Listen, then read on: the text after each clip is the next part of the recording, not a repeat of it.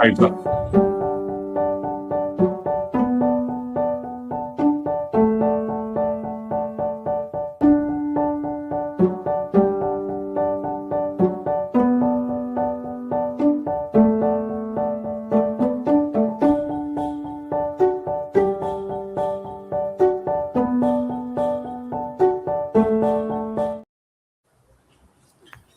All right, welcome back. This is the International People and Culture Week 2026. You're coming to us live today, wherever you're joining us from. Good morning, good afternoon, good evening.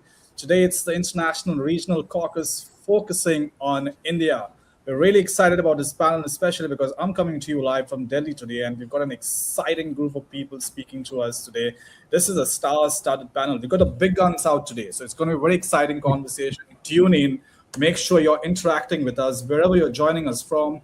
Use the comment section on LinkedIn and YouTube and say hello. Tell us what you do. Tell us what is your experience of people and culture. What does the people and culture imperative mean to you? And we would like to hear about your thoughts and your ideas as well. But this, of course, is brought to you by the People and Culture Institute, which is a membership body. We have around 700 odd members. The members meet bi-monthly. We come and talk about best practices and ideas and innovations that is keeping the people and culture function alive and thriving in the global community. There are video casts, book club sessions, research projects. So come join us. It's absolutely free. All you got to do is go to peopleprofessionals.org and you'll find all the details there. If you can't find them, drop us a line at info@peopleprofessionals.org and we'll be more than happy to help you out. So the PCI welcomes you once again to the International People and Culture Week 2026. This episode, of course, is sponsored by the TCM Group that has revolutionized and led the space for workplace conflict resolution, coaching, leadership, and now the people and culture space in the UK and abroad. So once again, thank you to TCM Group for sponsoring this. The People Leader magazine. Now, the People Leader magazine is our official media partner for the International People and Culture Week. And if you have not come across that, it's a trending magazine right now in the people and culture space, and it's trailblazing its way to the C-suite desk and library. All you got to do is go to thepeopleleader.com and you'll get some more details there. Now, as I said earlier, the International Regional Caucus is focusing on India today. Now, we got around 1.4 billion people the last time I checked, or maybe I'm wrong about that. So I've got 5 people here today to represent 1.4 billion people. No pressure on the panel, by the way. But we're trying to bring in the perspective from India. We're trying to talk about people and culture, trying to understand what people and culture function really means to organizations and companies and corporates here in the country. So really excited about this panel. Now, they have CVs, by the way, and resumes that go into pages, and we do not have the time for it.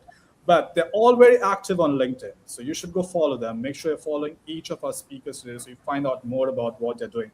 But I quickly want to say hello to them, right? So we're going to start off by saying hello to Lata Radhakrishna, who's joining us from Bangalore. Now, Lata is an HR director at Technobrain Group. She's an accomplished HR leader with around 20 years of experience in human resources, managing diverse workforces across Africa, Asia, and the United States. And now at Technobrain, Lata, of course, champions a culture of collaboration and inclusivity, and of course, enabling employees to thrive and perform at their best. So joining us all the way from Bangalore, thank you so much, Lata. I really appreciate you being on this panel.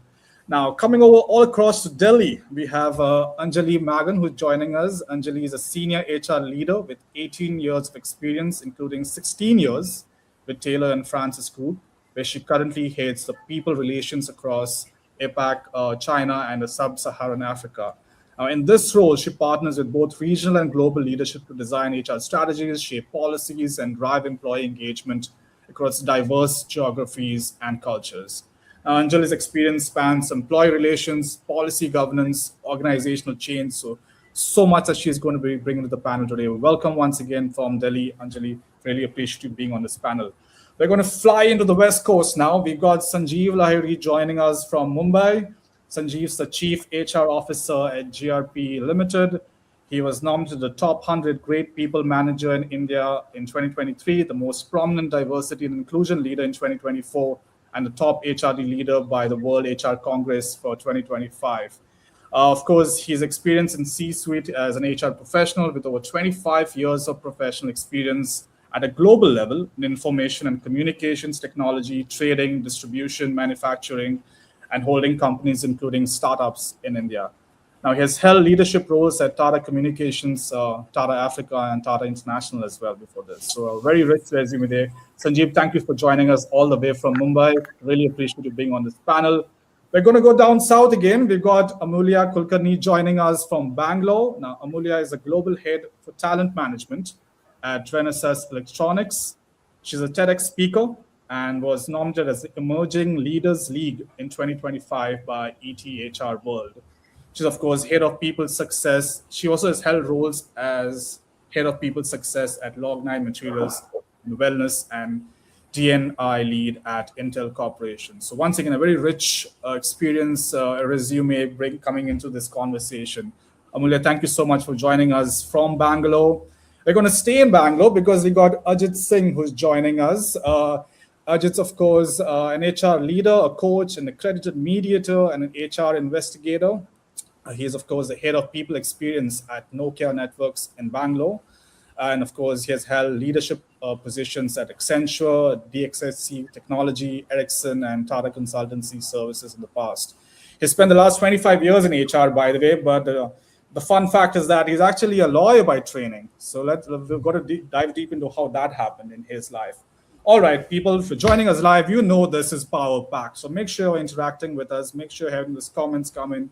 You don't have to agree with whatever they're saying. So if you think you have a different view, use the comment section, throw that in, and we'll try and respond to that.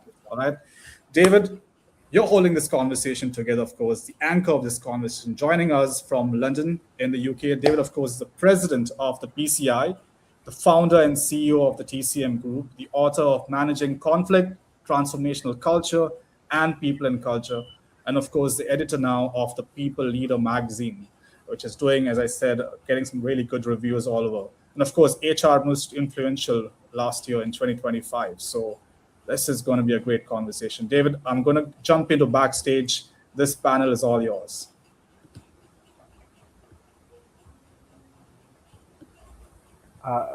Wow, what a great start on mute. How fantastic is that? Jonathan, thank you so much. And thank you, colleagues, for joining us. This is a real celebration of not just people and culture, but the incredible work that you're doing across India to bring that whole agenda, people-centered, purpose-driven, values-based workplaces to life. I'm so excited to be anchoring today's conversation and really looking forward to learning so much more because that experience is incredible. Thank you for joining us live on LinkedIn here. If you're on LinkedIn, please do let us know where you're calling us, where you're dialing in from, and share your thoughts and observations. How are you bringing people and culture to life in your own organizations? What are you doing to put people, purpose, and values at the heart of your operating model within your own organizations? Jonathan, that introduction was incredible. What I'd like to do is to find out a little bit more about our participants today, learn a little bit more about how you're bringing people and culture to life in your own organizations. And I wonder, Latha, could we perhaps start with yourself? Invite you to say a little bit more about your own work and how are you bringing people and culture to life in the work that you're doing, Latha? Wonderful. Thanks, David. And it's great to be here. Thank you, PCI. To talk about myself and the work, I manage HR for this company called Technobrain Group. We are an African company originally and with operations now spread across Africa, East Africa predominantly, and then Asia, US, and UK. Out of my 20 years of experience, 15 years I've spent at Technobrain, managing HR in different roles across geographies.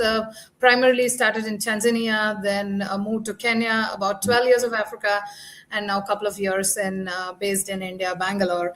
So in terms of what we do in terms of culture or how we manage culture within the organization is, for us, it's more of a deliberate, intentional efforts because a lot of things, we talk about strategies, we talk about goals, we talk about numbers, and when it comes to C-suite and all the discussions that happens in the boardroom, a lot of times culture matters, and implementation about the culture aspects never is discussed or put in papers, right? So I feel like as HRs and somebody is responsible for driving this, it has to be deliberate, it has to be intentional. We bring it on top, similar to a strategy, similar to the numbers, similar to the revenues.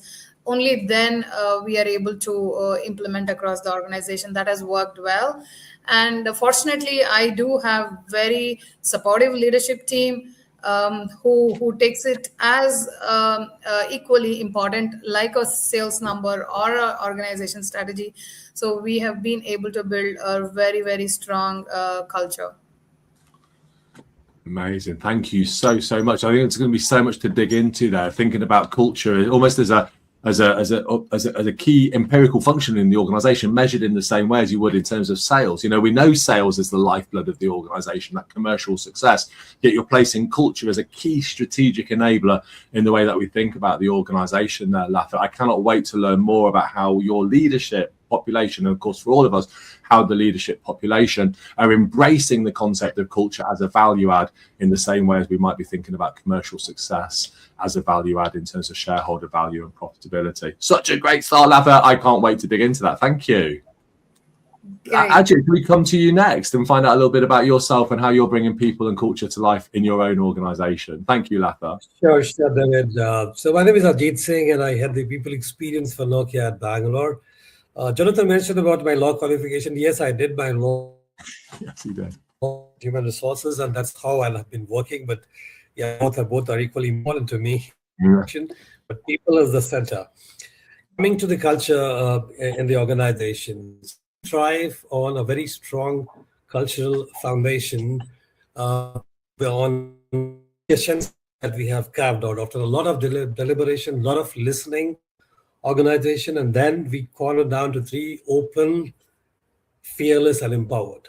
Now, these three are just key words. They are the foundation on which this organization thrives. It's all about providing a safe place.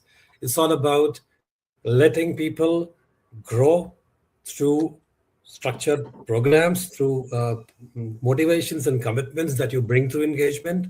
It's all about giving a very, very safe environment, a place where well-being is prioritized, and you work towards a high-performance organization.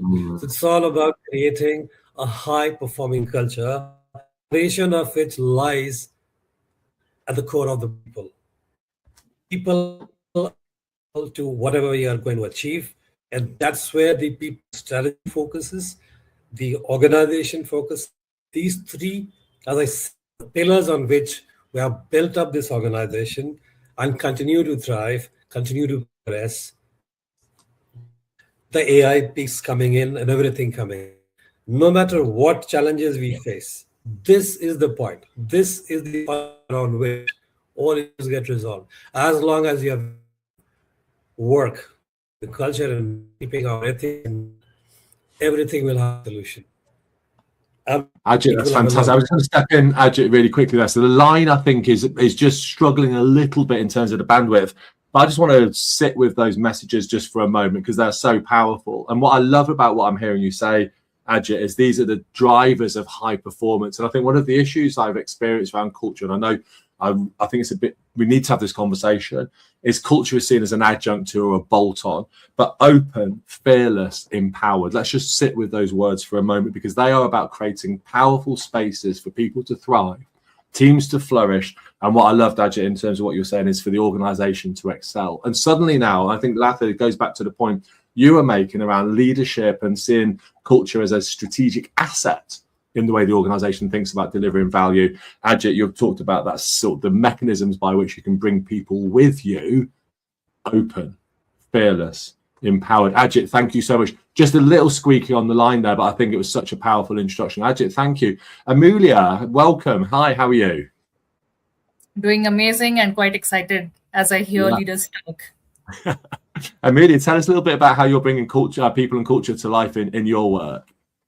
So I'm going to try and talk about something that we didn't hear Lata and Ajit cover so far. So let me add that piece. So one interesting aspect about the current organization I'm with is we grow through acquisitions.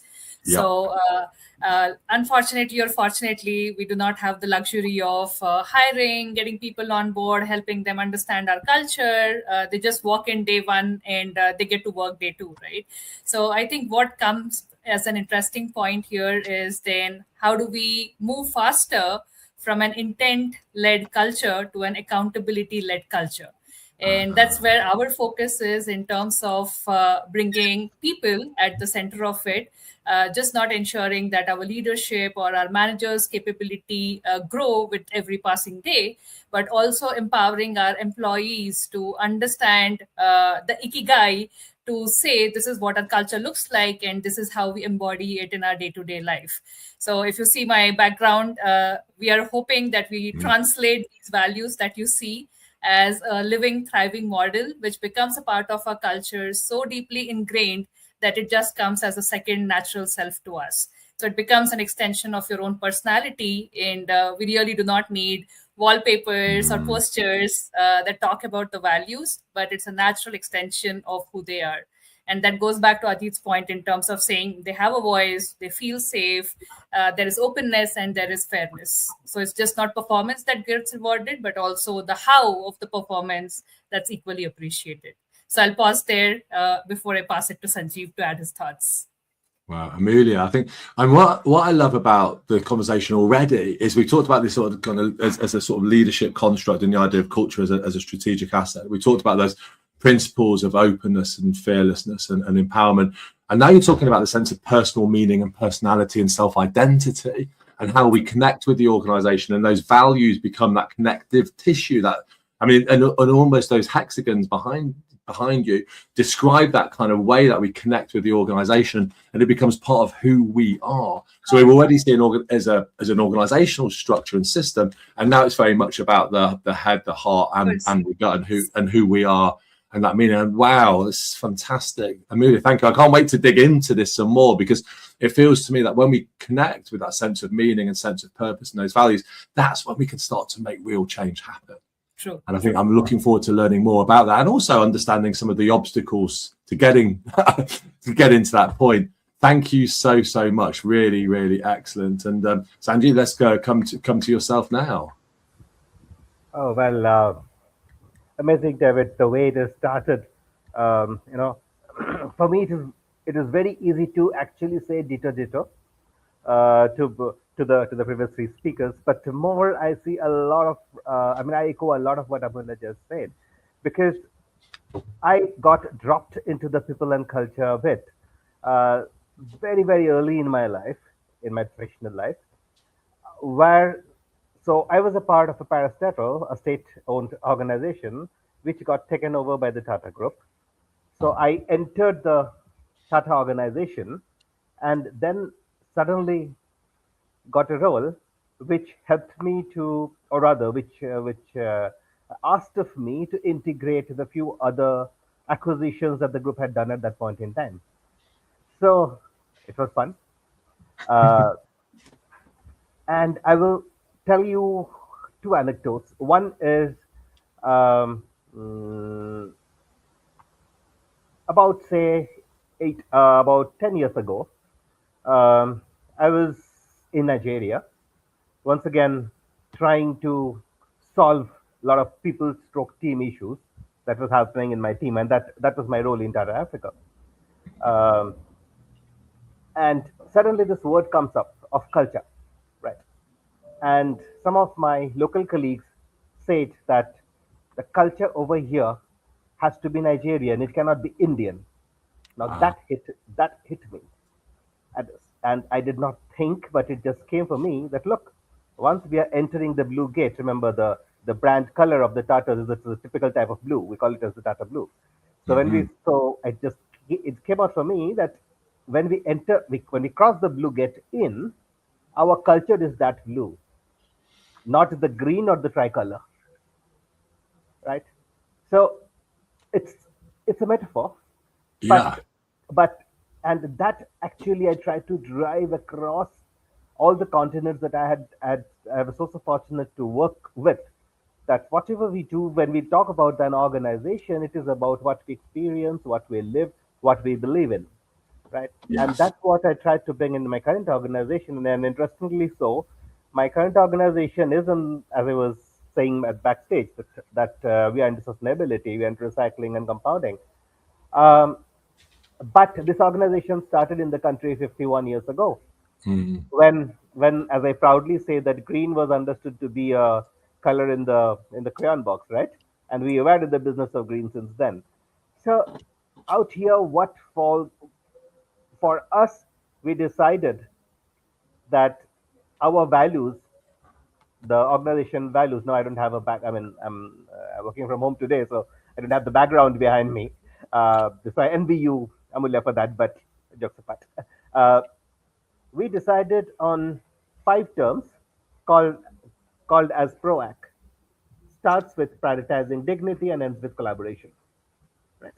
And so my founder chairman had this point saying that, but what are we going to do with this? All organizations have their values, right? Mm. And how do you ensure that we live this? So some little experimentation here and there. We we drove the values. We broke down the values into the value behaviors, Yeah. and we integrated the value behaviors to our competency model.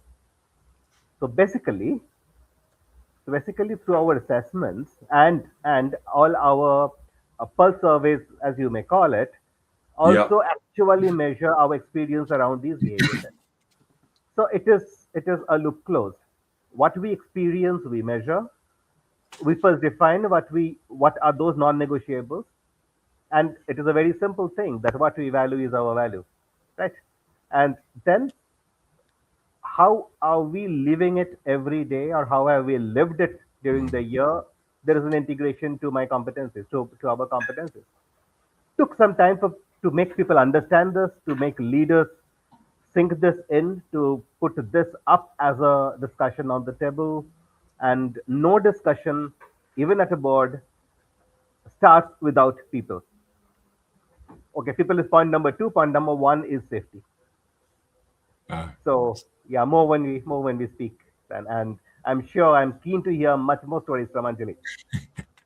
Sanjeev, it's fantastic. I love the Tata Blue as well. I think that's sort of such a powerful idea of being able to kind of align ourselves to that color. But something that you said there, and I'm really excited to hear other colleagues' views on this, of course, Sanjeev, yourself, is we know that culture is defined by the way that we behave and the way that we see other people behave, and also the sort of tacit approval that we give when we kind of turn a blind eye to bad behavior.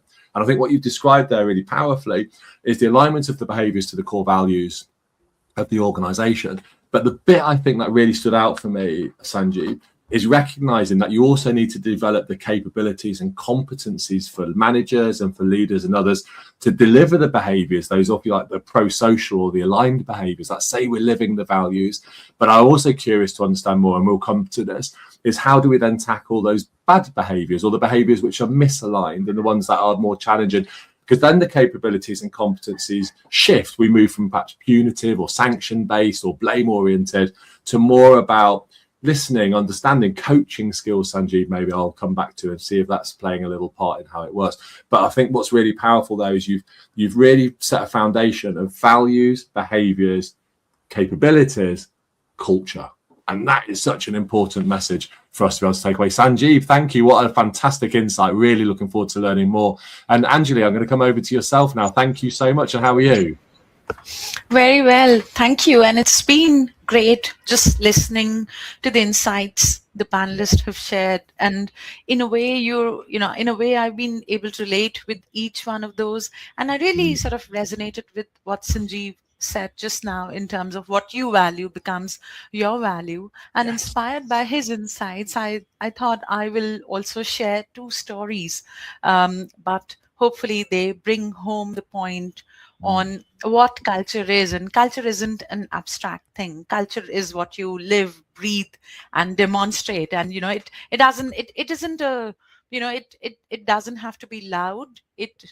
it's part of who you are and how you express themselves. And the point Amelia was making, that it is an extension of who you are and what you bring to the table. So I work with Taylor and Francis, and this is actually my 17th year. So when this discussion started, I was like, okay, how long have I been here? I'm in office today. And I remember one of those early days, and I had, in the morning, I was rushing for office, and I'd gotten into this cab, and it was actually a shared cab. So there were other people sitting, and in the front was this gentleman who was on the phone. And from the call, I made out that he was a professor who was actually supposed to be traveling to the US the next day. And I mean, he continued with the call, and after about 2 or 3 minutes, when the call ended, he turned around and he apologized to me, saying that if the noise had disturbed me. And I said, no, that's not a problem at all, sir. And we just got talking, and he asked me where I worked. And I said, I work with Taylor and Francis. And, we've grown through acquiring brands, and Routledge and CRC Press are two of our biggest imprints. And because he was a professor, and as soon as I said Taylor and Francis, he said, oh, you work with Routledge? So I said, yes, I do. And he said, well, Routledge have published my work, and they are a great organization. And at that moment, I mean, my heart swelled with pride. And I think, except for uttering thank you, I couldn't say anything else. But that taught me in terms of how valuable it is. So to work with an organization where your own personal values align with that of the company, and I don't think one can be in any better space. And a few years down the line, we extended this idea further, and it was during COVID. And like every other organization, we were thinking of ways and methods to ensure that people felt engaged and there was belongingness. And we came up with this idea, which we titled as My TNF Story. And I led this project globally. And it was a simple poster project. And what we really did here was inviting colleagues to share how their personal purpose aligned with that of the organization. So our organization is a knowledge-driven organization. We are academic publishers amongst the third or fourth largest funds in the world.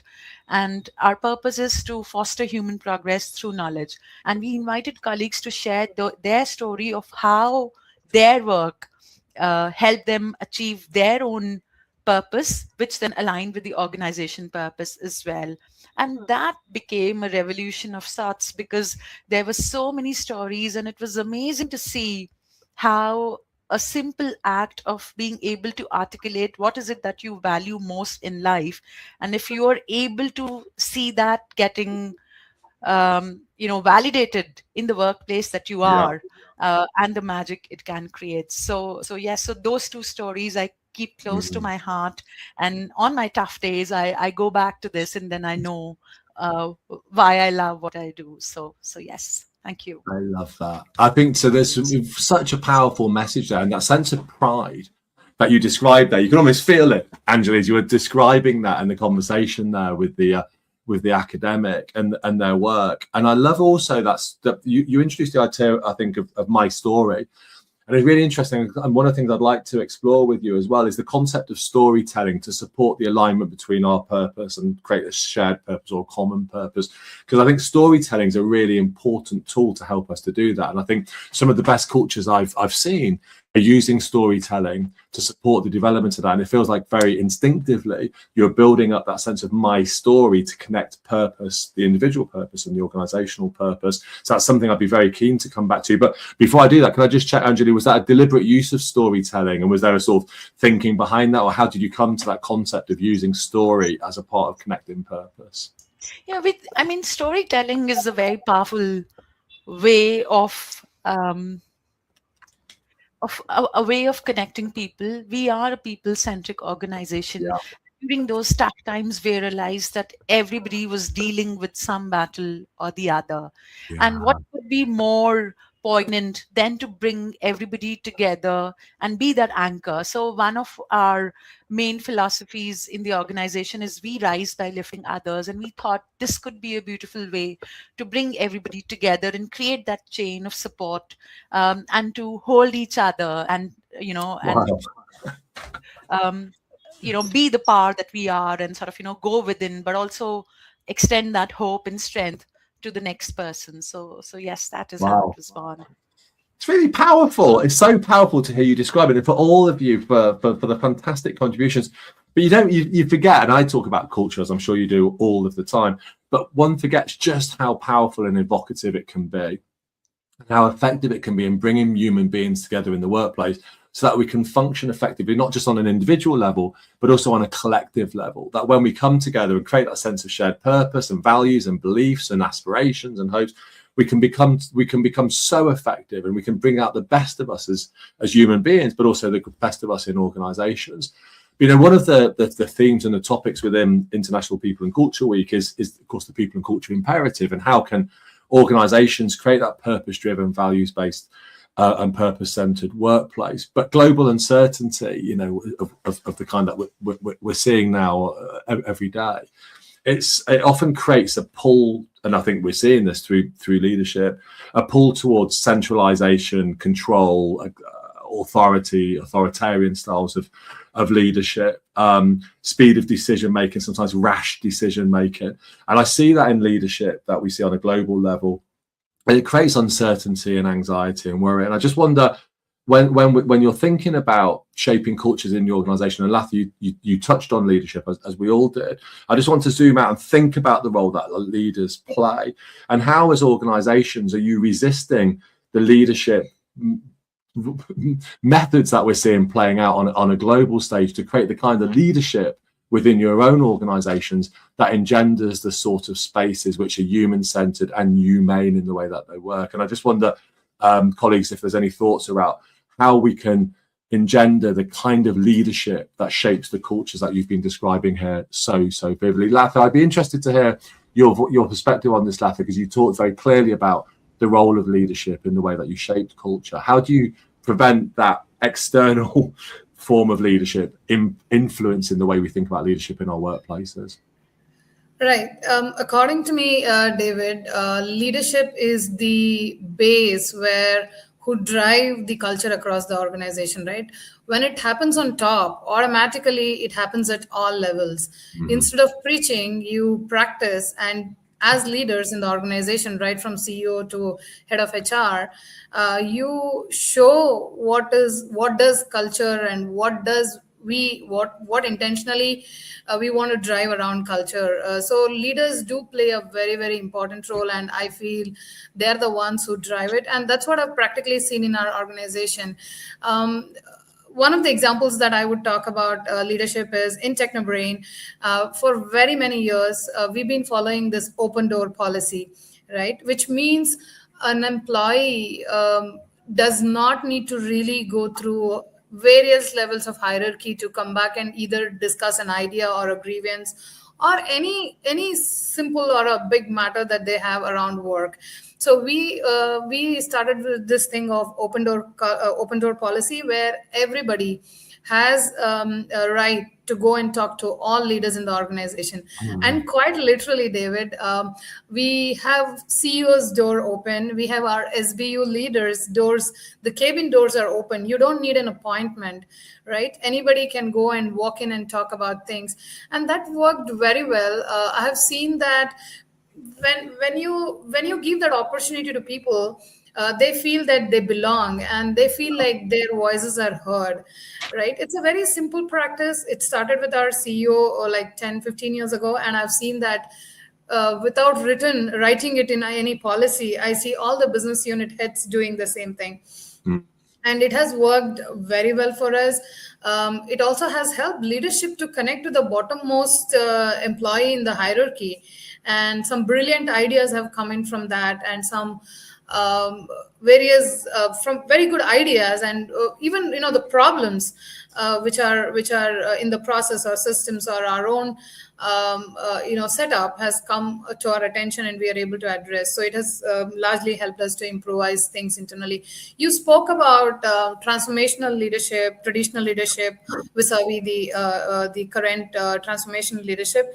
So one thing, of course, we all had seen that traditional leadership, there's so much about controlling, there's so much about direction, there is so much about centralized decisions. And over years, whether it's the places where I worked, whether it's in Africa or in India, I have seen that right now we are reaching a hybrid where people appreciate being belonged, right? People appreciate being heard, being valued, right? No more centralized, no more authoritative leadership is working. End of the day, we all are human beings, right? Irrespective of whatever role we hold, whether it is from a messenger to a CEO, everybody feels like to be valued, everybody like to be heard. So I think this transformative leadership of late, which is taking shape even in India for that matter, is helping organizations to have very positive culture, retain people, and grow, because you consider them at par, right?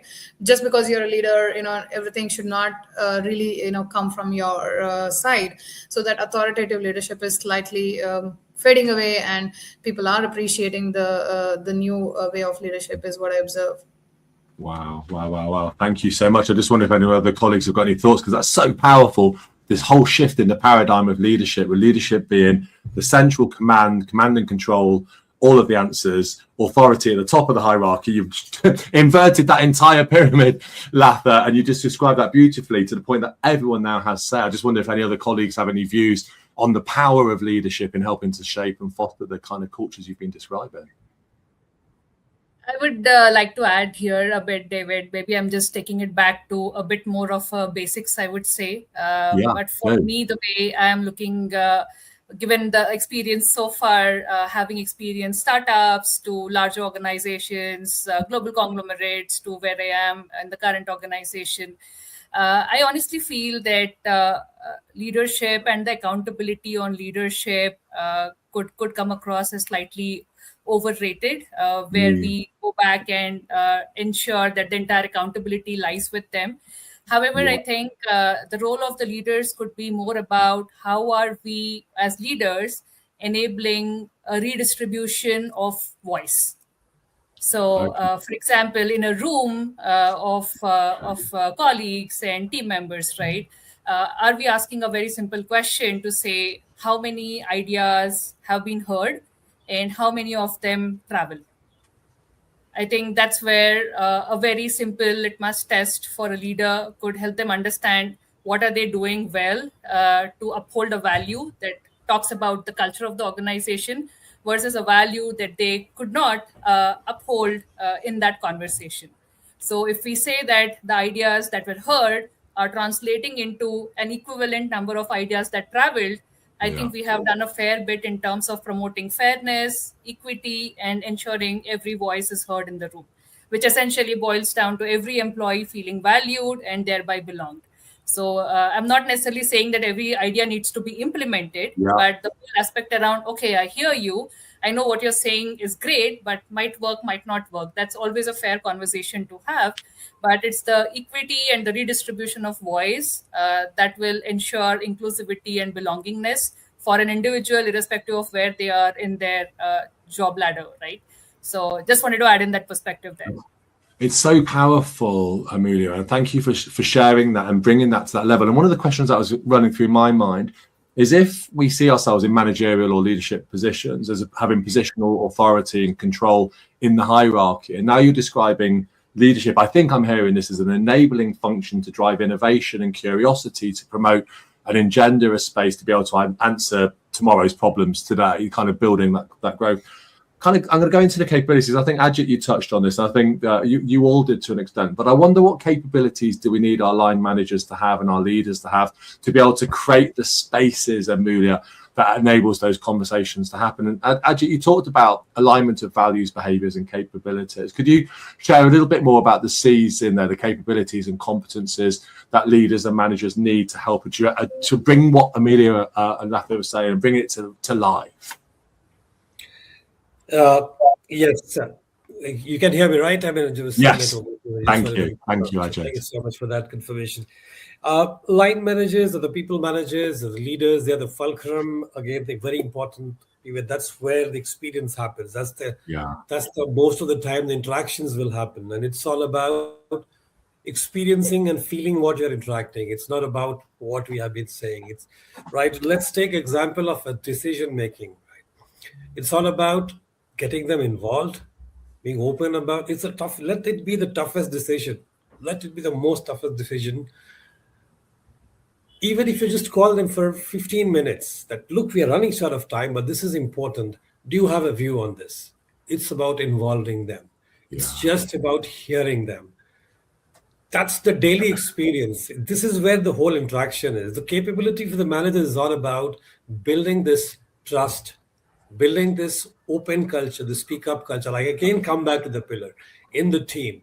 That's the confidence. That's the momentum we have to give, no matter what time you are facing, no matter the toughest situation.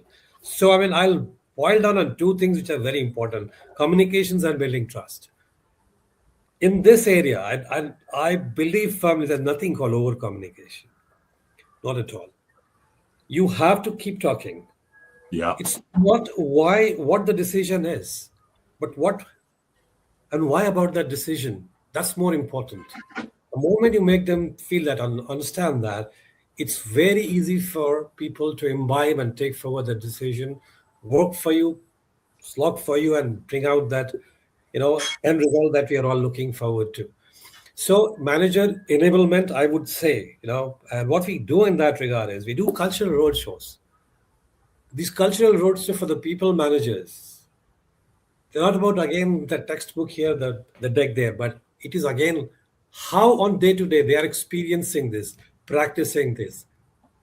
So the other aspect is you have to have a consistency. Of course, human beings subjective, each one will have this style, but there is a common plan of approach that you have in the organization. That's when you say organization culture.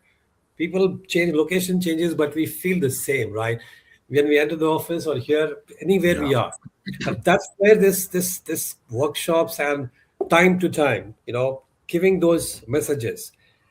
And lastly, I would say, in addition to the managers, the fact that your managers, leaders are capable, they have to be also talking more about the channels that we have to speak up, right? There are things that we sort out to there. There's things that will reach the ethics and compliance team, the others. How quickly we act on them, how quickly your decisions, your recommendations, your feedback, or what that you have spoken up is taken into account. That's the differentiator. That's the trust.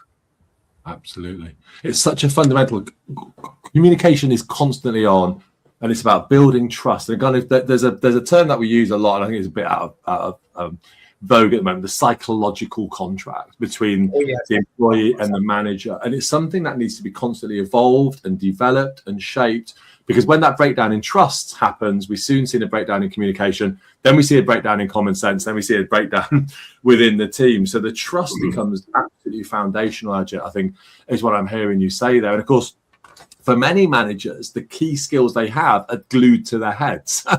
They're here.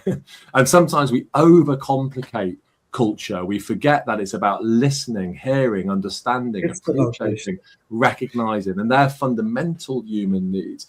And I just wondered, Sanjeev, what you're doing through your PROACT values and through the work that you're doing to help bring all of that to life again for your people. And I'm curious to know, colleagues, I'm also curious to know what role HR plays or the people function plays in helping to develop that. But Sanjeev, over to yourself, just in terms of how you're bringing this to life for your managers and for your employees to create the spaces that those values start to really deliver the value that we're starting to talk about.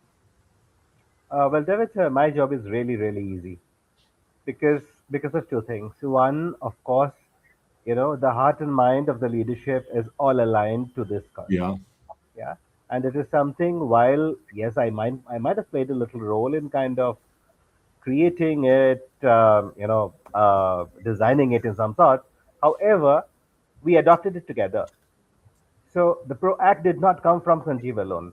The PROACT came right from my worker friends, right? Even right from my friends who are not on who are not on my payroll, my contract people, and they come from very, very humble backgrounds. Yep. So, as Ajit said, there is nothing called as over communication, And I would rather say, but we must listen more, and we must listen through not more than, or rather more than what is being spoken, on how it is being spoken. So those, those so-called six senses, those antennae that we have around, I think that is one of the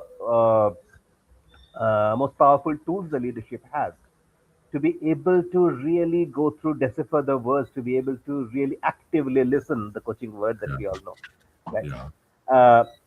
Yeah, that is one. And the other thing is also, I'll just try to build on what Amanda just said, is leadership is not about knowing it all. Leadership is not about telling it all. Leadership is also about actually telling, look, you can do it better than me. Please go ahead and do it.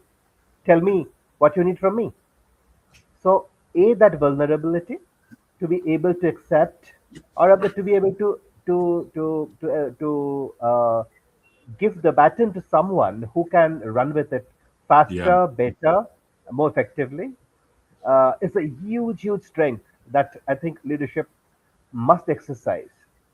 Uh, and yeah, it may be a fantasy, the life may be easy after that. Yeah. What in my organization, as I was saying, that there's a lot of communication that happens, informal, very informal. We call open doors. Yes, doors are open.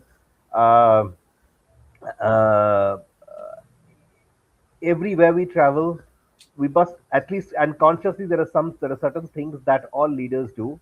And being a manufacturing organization, being an organization that was Mm. that was actually started by promoters, and they are very much involved in the day-to-day operations. However, we are run by a very professional board. So it is an amazing mix of skill, will, call it talent, and maybe intent, right? In a space which is still growing, not only in the country but in the world. Uh, the sustainability space is not as evolved, if I may, right? Yeah. So bringing in these kind of things, and more importantly, standing out. A simplest of example, I had changed. I mean, my workers used to wear a particular kind of uniform. uh, I had changed it, brought in some safety things of it, made it little more, what should I say? I mean, cut and rich, if I may, to because the places of the factories they are very hot. They're deep within the country, where the summer temperature easily reaches 48 degrees Celsius during the day, Right. and working on a machine in that temperature, Yeah. add +2 or +3 as the ambient temperature for that person, right? It's not easy. So so we changed some of the uniforms, and like any change, no, this is not good. Okay, I started wearing the same uniform. Not only me and some of my other colleagues who visit the plants regularly, we started walking. I mean, wearing the same uniform. First question: why are you wearing this? Okay. So our thing is, okay. You are also paid by this organization. We are also paid by this organization. So can I not wear that? One of my union leaders, and this has stuck with me. He's no more. I mean, we lost him in COVID. Uh, he had told, "Look, this is what we have we have fought for. So it is a part of their settlement, right? This many uniforms of this, of these values and so on and so forth. This is something that we have fought for, right? We have fought with you. Now you cannot. Therefore, we have a larger right on this uniform, not you." Okay. Okay, so that makes sense. But please understand, this kind of a communication happening between the so-called, maybe the people at the top of the hierarchy. I hate to use this word, but for you know, Yeah. for, Yeah. I understand. for Yeah. want of better other, and with people in an organization, the context where our type of organizations operate, I think it's a huge thing. Yeah. So it is about saying, doing, listening, and letting them do. Essentially, I mean, it's amazing to hear that, and it kind of constantly reinforcing some of the points that we're hearing are so critical in terms of leadership and management. I want to kind of, Andrew, just shift the dial a little bit and think about the role that our sort of historically the HR function, although increasingly within organisations, the people and culture function plays. I mean, historically, certainly in organizations that I've worked with over the years, some of our legacy HR processes, grievance, disciplinary performance, even whistleblowing, and other policies and processes, we sometimes find that they inhibit the dialogue, the trust, the communication, the values. You talk powerfully, Anjali, about that sense of common purpose and that alignment around us as human beings aligning with one another. Anjali, I just wonder if we shift the focus now from leadership and management to the future of HR and people and culture. What kind of shifts are you making in your organization through that lens to help perpetuate and underpin and nurture the kind of conversations that we're hearing Sanjeev and Mulia, Ajit and Latha talking about here? Thank you, David. I think one of the themes that's currently emerging in our organization is the phrase "be candid yet kind," and I think it's very powerful. And for me, the role of the people function is basically it is a business unit. I think one of my main objections is that when the people function is thought of as a backend or something, it is an enablement function, it is a support function, but it sits very much in the business, at the center of it all. So one of my core functions in the role that I do is to know that the people team have to know enough about the business. You cannot be sitting in meetings and not knowing what the business needs are. So it's almost like people who are driven by the business and a business which is driven by the people. And the second aspect, which is a linked aspect, and I think this is something I'd heard when I was interviewing the Nestle India MD, Mr. Suresh Narayanan, during my NCR course, and he gave me something very reflective to think upon. And he said, during crisis, who is it that you approach? Do you approach somebody you like, or do you approach somebody who you trust would be able to pull you out of that crisis? And I thought that was a very important distinction he made. A leader does not have to be likable, but a leader needs to be somebody who can be trusted. And to me, leadership is not defined by designation. Leadership is demonstrated at all levels. It's a demonstration of attributes. It's a demonstration of ownership, accountability, of creating that safe space, of asking questions, asking tough questions. Even asking questions when the situation is not particularly favorable, but to believe in something and to have that passion carry you through. And one of the other important aspects of leadership and of the people team, I feel, is the ability to take feedback. We often talk about giving feedback, sharing feedback, but I find that it's even more important to be able to receive feedback. I mean, I'll give you my own example. The APAC and China teams were added to my role a few years ago. And something that's remained with me is how one of my team members actually said to me that I was always nice and positive, but they needed more feedback. And they needed more feedback because they wanted to progress in the organization as well. So I did not have to leave everything sugar-coated, or I did not have to twist everything in a positive way to be able to deliver something. And that remained with me. And it sort of, in my desire to be nice, I thought I was doing a disservice to this person and to the organization. So leadership is a hard job. It isn't easy, but I think you have to do it, and you have to practice it day in and day out. And you may or may not be measured by others, but I think to have your own benchmark, to have your own assessment mechanisms, which is also linked with the point of, aligning your own purpose to the organization. So I think that those are some attributes of leadership and of leaders in the people team as well.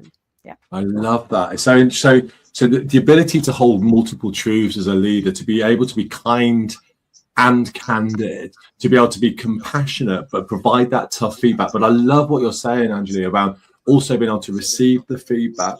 I just want to dig in, colleagues, and I'd be very curious to know what you're doing in your organizations, because in our world, which is oppositional, it's binary, it's right, wrong, win, lose, might is right, power and control, and we see this narrative forming. And certainly for me, as a mediator, as a cultural change specialist, a coach, a restorative practitioner, I struggle with some of the thinking and the mindset that we see, this very binary oppositional mindset. Yeah, I see that played out in some of our HR processes. It's about right and wrong and evidence and defend and blame and sanction and so on and so forth. And sometimes the HR processes that we've used in our organizations engender the wrong kind of behavior because they prevent us holding the multiple truths, Anjali, that you're talking about. It's either I have to be tough or I have to be compassionate, but compassionate then becomes a sign of weakness because it's discretionary.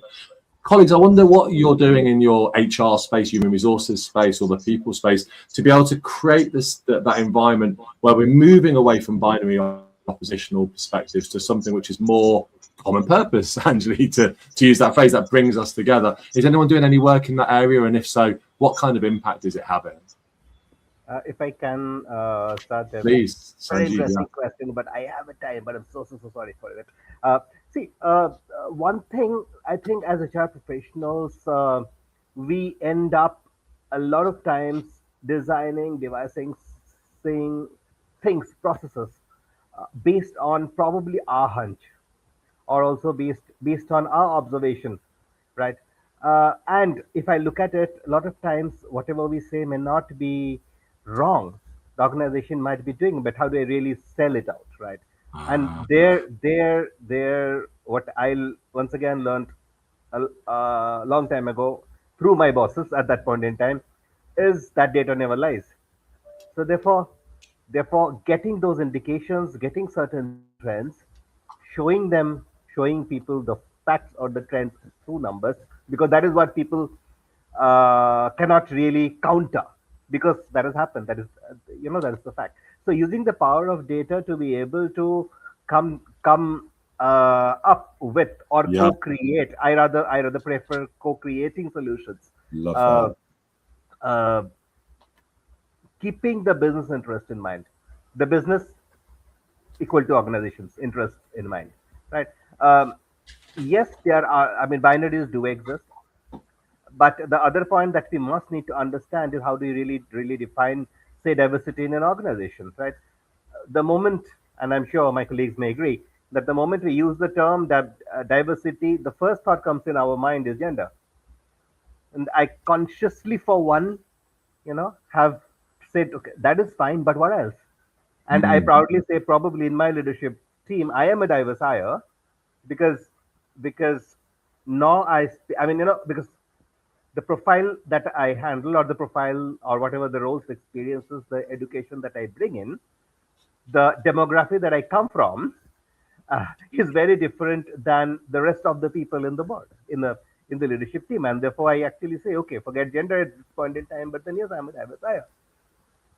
Right? And I've seen a lot of places, and it starts very, very simply.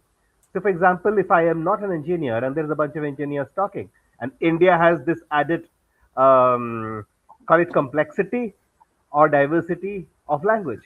We are wide, we are vast, right? And so if, say, there are people from the same region, they start speaking their language, right? And if they are discussing something which is very technical, for which my ears are not trained to understand, then I'm completely left out. And I am, for one, put my hands up, explain this to me in the language that I understand. Yeah. So yes, a lot of fun. I really had a lot of fun getting it up there, but it is once again goes back to putting the organization's interest, purpose to the front, and thereby leading the way, or for the matter, co-creating a solution. Once again, I am not a doctor to prescribe a medicine for a particular symptom. That does not work. Let me bring Ajay here. Sandeep, I know you're going to need to leave in a bit, but Amuli, I'm keen to hear your thoughts. But Ajay, I couldn't help but notice when you did your introduction that you introduced yourself as a mediator. And I just wonder how those skills of mediation are helping to address some of the points that Sanjeev's been talking about difference, diversity, different perspectives, views, languages, nationalities, backgrounds, ages. Have you used and have you found those mediation skills useful, Ajit, in any of your work in trying to create the connections across Nokia and the work that you do? And I guess other colleagues. Is anyone else a mediator or a coach on today's video cast? Sanjeev. So we'll come back to Ajit. Have those skills been useful, Ajit, in terms of helping to build dialogue and bring people together?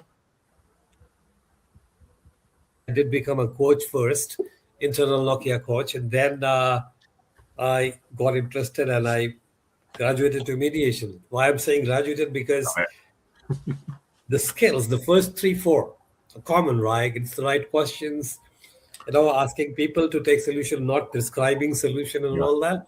So that was very essential in coaching, and that remains there. Here it is just one person, here there are two parties. So, and of course, there are more structured approaches that came into the play. I think all of us, the mediators know that it's all about bringing out the interest and not the positions of the people to reach a solution. Now, this is the premise that we're working on.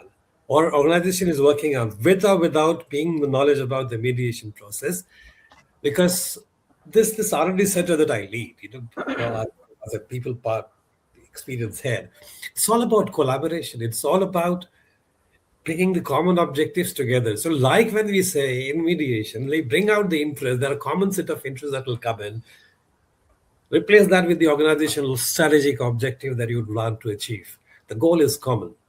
So that is the binding factor. You do that with your daily stand-up. You do that with your communication plan, saying, hey, this is where we are and this is where we want to go. And of course, that's where you achieve. And coming to situations, people are there, there'll be conflicts. There'll be conflicts at first level. We have trained up people. We have, focused on this in terms of resolving conflicts. So the managers have been enabled to handle a certain level of conflict. They have also been told, these are the do's that you will do. This is where you will not come in. Like there are other areas which they will not come in. Now, when we go there, at least I have started checking before investigating is do I have an opportunity to mediate? It's all about de-escalating. It's all about, finding the common interest and not take them out from their positions, and the job is done. Love that. Like that in a large scale, we might call it different ways. We might give a different name beyond mediation, but that's what exactly we are doing to collaborate, work on a common objective, work on the strategic goals, keeping people at the center of it. Wow. It's so powerful, and it's such a powerful skill set, and I think it's so valuable. And I just want to kind of start wrapping up today's conversation. I'm going to invite everyone to think about it. Amelia, I'd be really keen to hear your thoughts. Right, and I think it was your daughter. Was it your daughter earlier as well? I'm not sure who joined us there as well. So it's very good to see them as well. But Amelia, one of the questions I'm often asked, I don't know if you have this, is, well, what's the point of doing all of this? Are we just creating an entitlement culture? Are we focusing on things that aren't valuable? It's about shareholder wealth. It's about profitability. And one of the questions I get asked a lot is, well, what are the benefits? What's the value of getting culture right? If you're asked that question, Amelia, and I'll ask this to everyone because I think it's a really important question, how do you answer that question? What to you, Amelia, do you see as the value or the benefit of getting culture right within our organizations and the workplaces, your own workplace, and perhaps more widely across India, if that's possible, to expand that out? I think, I'll answer this slightly differently again. We are all here because we mean business, right? And when we are meaning business, it's all about profits at the end of the day. Yeah. And that's how we all sustain as an economy, as a country, as an organization. Yeah. And if we want to get this equation right, the powerful, equation holder that comes into this picture is our people. So until and unless we are able to weigh people at a higher scale, only then the math gets right on the profit.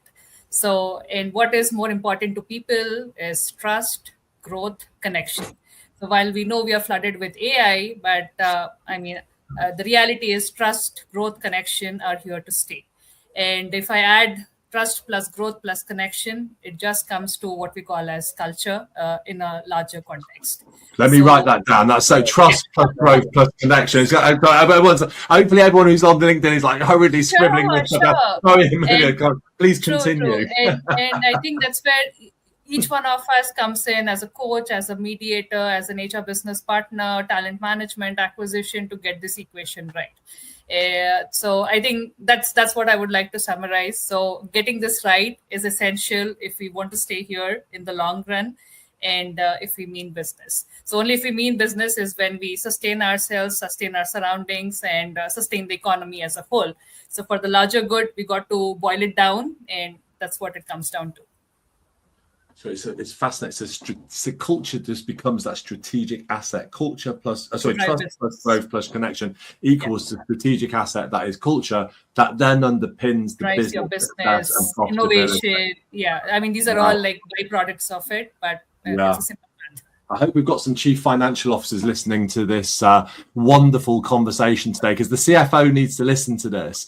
You know, it might not sit on the balance sheet. We maybe need to find some space for it to be on the balance sheet, because you're now talking about strategically one of the most important assets that sits within our organization, but maybe because it's not accounted for as an asset in the same way as we might do plant or machinery or other assets in the organization. And we've talked in the past about human capital, of course, and the way that human capital shows up. But you're going far, far, far beyond that concept of human capital. You're talking about culture as a strategic asset within the organization and mood. I thought that was incredibly powerful. And thank you for sharing the formula for success, trust plus growth plus connection.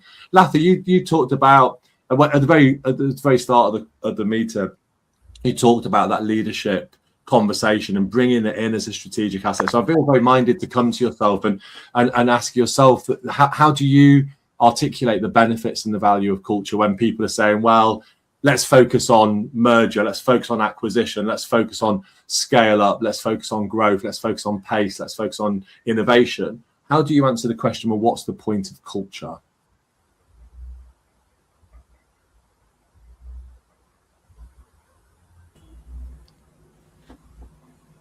David, was that to me? Yes, Latha. Yes, it was. Sorry, I wasn't sorry. I think there was a network lag. No. Great. So especially when we are having situations like where you bring people from different organizations together in a situation like mergers or where you're expanding, it is very natural that there is high chances of diluting your own culture, right? What you've originally built. So as an organization, the way I see is culture is not a support system. It is a system in itself, and everything is built on it. So when we are saying we are putting people at the center of everything we do, culture is the grease or the area which helps us move in the same direction. So as an organization, we all need to ask ourselves, are we building organization for people to just work, or are we building a culture or an organization where people can thrive, right? So that's so important, and everything revolves around it. When people have to thrive, then all the aspects that Amelia mentioned, whether it is trust, whether it is being heard, or whether it is being valued, comes into picture. And holding on to our core culture in a situation where either it's merger and acquisition or regional expansion is about, again, having deliberate effort that we value as an organization. For example, in Technobrain, we start with this customer-centric culture. In Technobrain, we have this customer-centric culture everywhere, in every interaction and every get-together. We constantly talk about how important it is to put customers first, right? And all our activities, whether you're an intern, whether you're a director, whether you're a manager, all your activities have to be directed towards how are we helping customer centric culture, or how are we helping customers to achieve what they want. So when you have that consistent messaging, and when you're driving it intentionally, and you stick to your core values as an organization, your core culture as an organization, even when you have mergers, even when you expand, and even there is a dilution of your own culture, with these deliberate efforts and being consistent in our own practices, I think we can hold on to what we would have built and what would have worked for an organization. Wow. Okay. So it almost becomes the culture becomes the foundations upon which you can grow and scale and merge and acquire. And I guess a lot of the work then is about creating that cultural fit and alignment with the acquired or the merged organization, Latha. And I kind of, is that kind of work that you see happening, and how do you create that culture? Sanjeev, just to say thank you. I knew you needed to leave. Sanjeev, thank you so much for being part of the conversation today. I've learned so much. It's been incredible. Sanjeev, thank you very much. So the question now, we're coming, gosh, I can't believe we're coming up to the hour point. It's absolutely incredible. It's been such a wonderful conversation, but I was interested there in that kind of cultural alignment when we do see growth, Latha, and we maybe see a merger or acquisition. And if we built culture as the foundation, how do we ensure that cultural fit and a cultural alignment? Have you got any experience of that, or any thoughts on how we might create that cultural alignment when we're growing through acquisition or through mergers? And again, I open this up to other colleagues who've also grown through acquisition. Right. So one of the things that I've noticed is direction, the direction the company is taking, and flowing and moving towards everybody, bringing everybody towards that direction, right? So coming back to one of the things that Ajit was saying before is, no matter, you may come from diverse backgrounds, even different culture, different companies now who have come together, but the bigger picture for anybody or any organization is, what is that common goal which is driving all of us together, right? So what is that outcomes are as an organization we are trying to achieve? So when that is defined well, and then we have clear steps of, these are the cultural aspects, whether it is innovation, whether it is customer centric, whether it is being valued and heard. So when you define that, and then how it is going to how all these are going to contribute to a bigger objective or the outcome is, I think, will help us drive a specific culture, irrespective of whether people coming from different backgrounds. See, one of the things in Technobrain I've seen is we totally have a very, very diverse teams, right? We have Kenyans, we have Ethiopians, we have Indians, we have Americans. People are so different, coming from very different background, culture, language, the way they look. So when I started working back in Africa, I had to unlearn a lot of things what I had learned in India to, adapt myself there.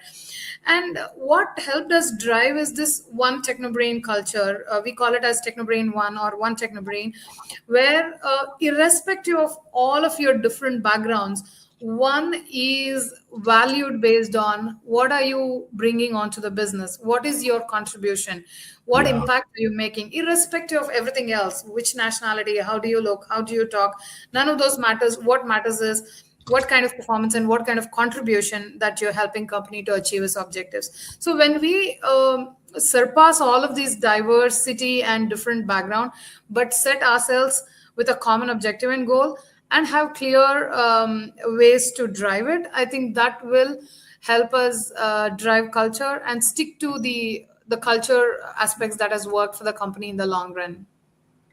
Wow, that's fantastic, isn't it? And creating that alignment and that stickiness as well there as well. Thank you so much, Latha. Thank you for sharing those insights, because I know creating that cultural alignment is never easy, but when we approach it with sort of deliberate and intentionality, that's when we start to see that real shift happening. Jonathan, welcome. You've been very much helping us in the background, making the session come to life today. And Jonathan, you work so hard to bring International People and Culture Week to life. So it was really great to have you join us. Obviously, Sanjeev, we knew, was going to be leaving us a little earlier. But Jonathan, I know you've got a question that you wanted to ask to our colleagues here today. So I'll hand over, Jonathan, to yourself, and then we'll begin to wrap up. Jonathan, over to you. Yeah, I'm coming in with a bombshell question here towards the end, but I've never been in HR. Neither have I been in people and culture. I've come from a background of mediation and conflict resolution, and therefore, I kind of crossed paths with Ajit in the past.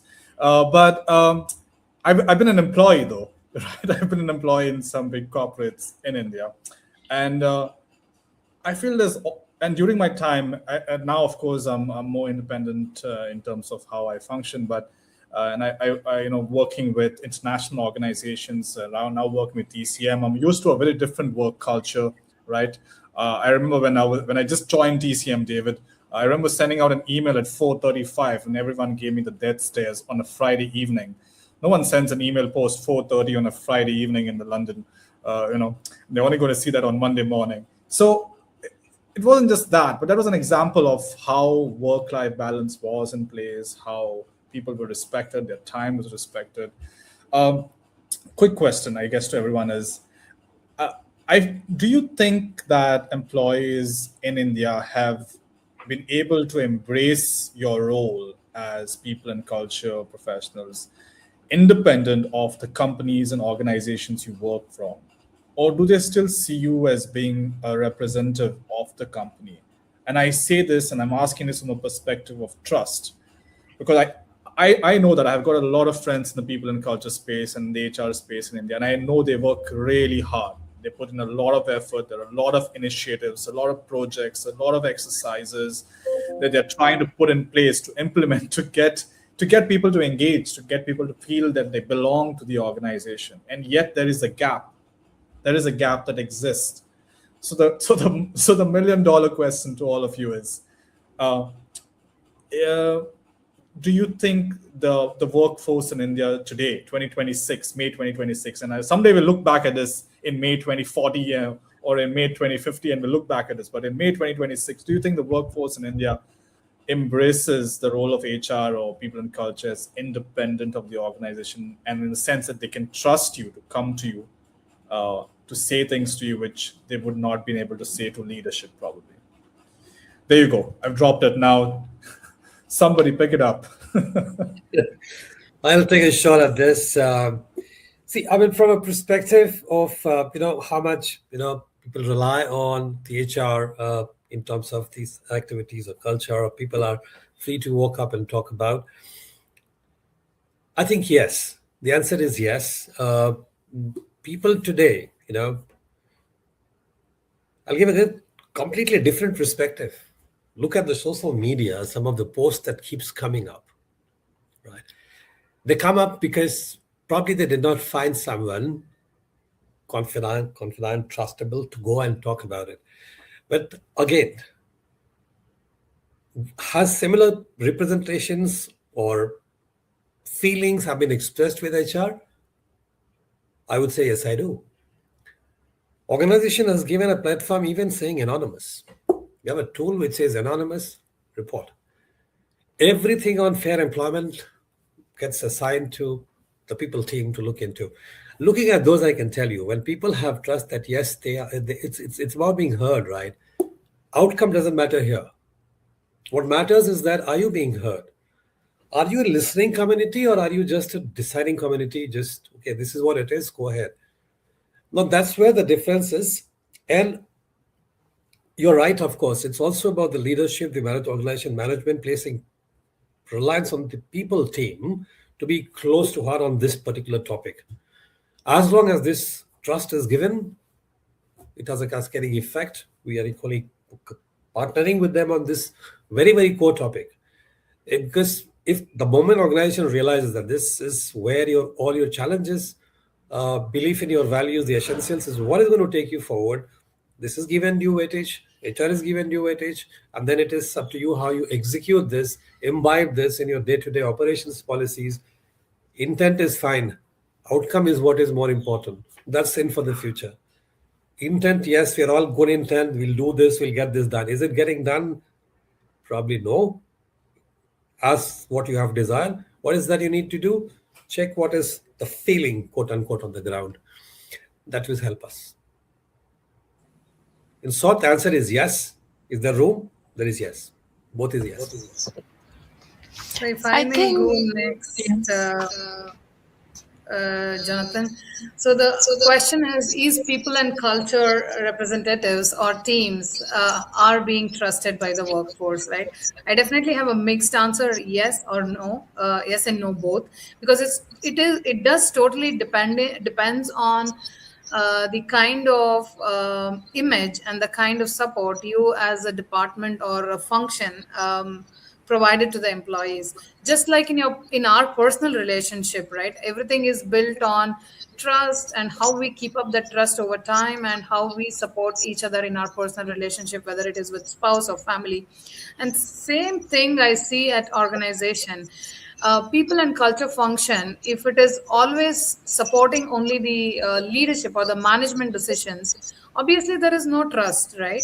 So, and it has to be, the employees has to see, or the workforce has to see that their words and voices are heard.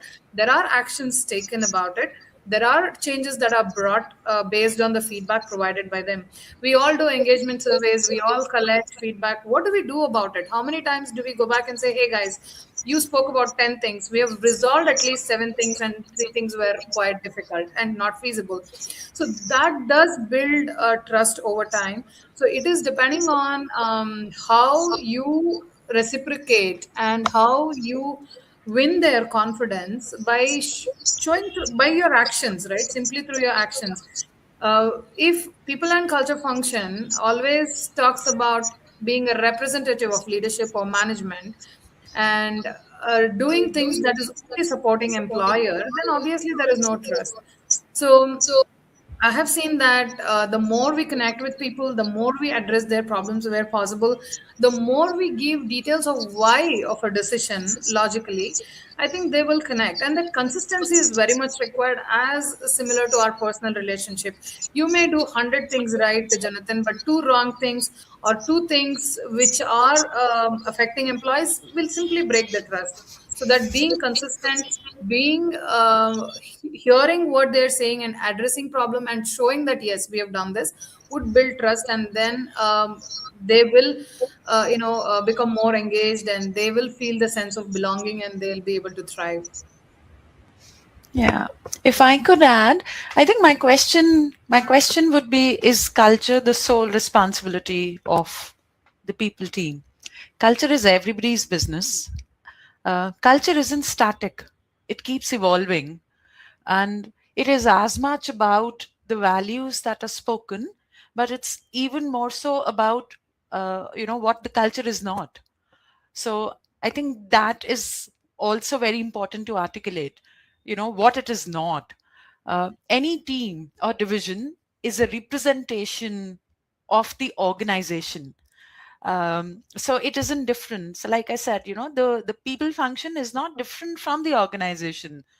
How it responds, how it receives, how it engages is a reflection of what is right or wrong in that organization. So it's not separate from that. And I think that's an important consideration. It's not transactional. It's part of the whole. So that's what I would say. And Charlie, that's fantastic. And I think, so last year, International People and Culture Week, you're not going to believe this, Anjali, the theme for International People and Culture Week 2025 was exactly called Culture is Everybody's Business. And it's such a lovely segue in to the work here we're doing at International People and Culture 2026, which is about the people and culture imperative and looking at cultures under pressure during this period of global turbulence. And I think what a lovely way to wrap up today's conversation and part of our India conversation today, looking at people and culture in some fantastic organizations and listening to some really great stories and really powerful messages. I think what I've learned and what I've heard today is that when we align our own sets of values and our own beliefs and our own purpose with the values and beliefs of the organization, it becomes an unstoppable force. And it's that unstoppable force that then drives performance. That performance then plays out as an asset within the organization. And that for organizations, when we value that within the organization, that is how we start to deliver real meaningful value. And we see the role that our leaders play, not just in terms of helping to shape the culture, because of course they are a key part in shaping the culture of our organization, but also harnessing and enabling and facilitating the spaces for all of us to be able to come together and thrive and flourish. Because sure, as we can say, when we're working as leaders and we build that environment for people to thrive, that again is adding enormous value. So we've seen culture as an asset, as a value creator, as an enabler, as a driver. I also heard today this sense of work as almost as a sense of space of sanctuary, a space for us to come together and connect with other human beings, to listen, to learn, to grow, to connect. That's underpinned by the values. We've heard so many different values. We've heard about openness, we've heard about trust, we've heard about growth, we've heard about engagement. Some of these are powerful enablers. And we talked a lot of that, and the part of the conversation was the role that we play as people leaders, as people and culture professionals, in creating the space whereby we can deliver this, and recognizing that we are under pressure. There is a pressure in our globe around binary, oppositional, polarity, might is right, control, hegemony, centralized decision making. But everyone here has been pushing back and saying, no, that's not the right way to deliver. This is about a people first agenda. It's about listening to learn and understand and engage and create spaces whereby we can generate the dialogue, that psychological contract we talked about earlier, trust, understanding, insight, because they, as I think I've heard so many times here today, and I've heard in so many other conversations, that's the driver of innovation. And that helps your organizations to create tomorrow's problems today. And surely the organizations that will have competitive advantage in the marketplace, whether that's in India or on a global basis, are those that can innovate quickly, that are truly agile and can solve the problems of tomorrow today as quickly as possible. And whilst we didn't, I think the letters A and I came up a bit today, we avoided that conversation because we recognized that the true innovation comes from people, and that those other elements are real enablers. So I've learned so much today about the concept of culture, of leadership, of the people and culture function, and organizations more widely. And I hope everyone who's been listening to this on LinkedIn has learned something. And please do share what you've learned. Is there anything that you disagreed with today? That's good, by the way. Let's disagree. Anything that you'd like to challenge. But please also share your stories of people, culture, leadership, learning, growth, and innovation. What are you doing in your organization to bring all of this life, to make it work, to bring it together, to be able to ensure that we're creating spaces for our people to thrive and flourish and grow and learn and develop. So I'd like to say a massive thank you to all of the guests today. I'd like to say a huge thank you, Jonathan, of course, to you for being able to bring the people and culture imperative to life, Jonathan. And I'd like to just hand over and just give you all one final word. It needs to be a very quick word in terms of summary, but any one last piece of advice that you'd like to give to anyone who's on the call today, and just one last piece of advice, a closing comment that you'd like to be able to share today. And I'm going to go around super fast. And Anjali, I'm going to start with you. Over to you. One final piece of advice or guidance that you give to anyone who is interested in helping to create a people and culture agenda in their own organizations. So one line from me would be stay curious and don't settle down for less. Stay curious. I love that. Thank you. Amelia, over to you. One thing I would like to say is that culture is as much shaped by the silence that we kind of deal with versus action. So please be mindful if you're observing the silence as well in comparison to the action. Wow. Thank you. Now I feel like pausing. Yeah. I mean, I'm being comfortable with the silence now before I come to Ajit. Thank you. So, of course, we love silence in mediation work, don't we, Ajit? Ajit, over to you.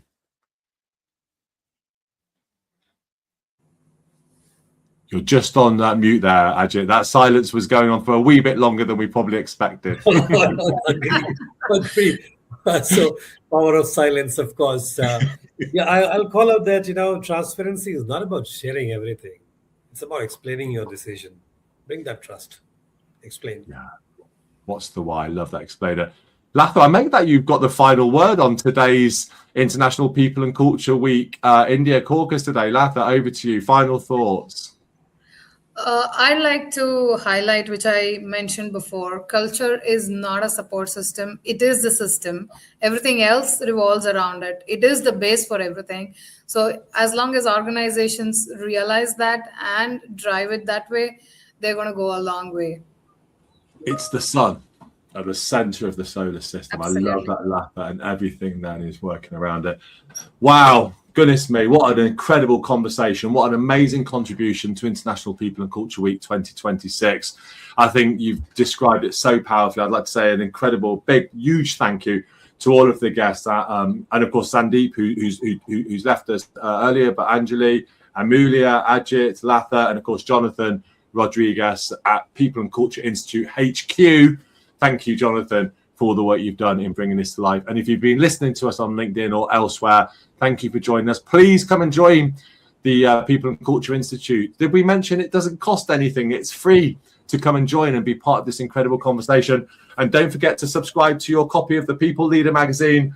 Wow, there's so much here. And of course, we'll be covering everything from International People Culture Week in the magazine as the media partner to International People and Culture Week 2026. But for now, thank you, everybody. And thanks, of course, to our fabulous guests today. Real pleasure. Thank you. Bye-bye, everyone. Thank you. Bye.